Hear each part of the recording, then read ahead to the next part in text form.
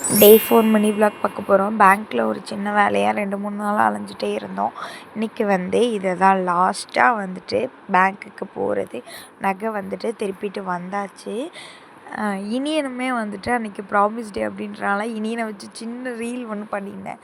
அது நல்லாவே ரெஸ்பான்ஸ் இருந்துச்சு. பேங்க்கில் நகையெல்லாம் திருப்பிட்டு ஒர்க் முடிஞ்சதுக்கப்புறமா பேக்கரியில் ஆளுக்கு ஒரு டீயும் வெஜ் ரோலுமே சாப்பிட்டுக்கிட்டோம்.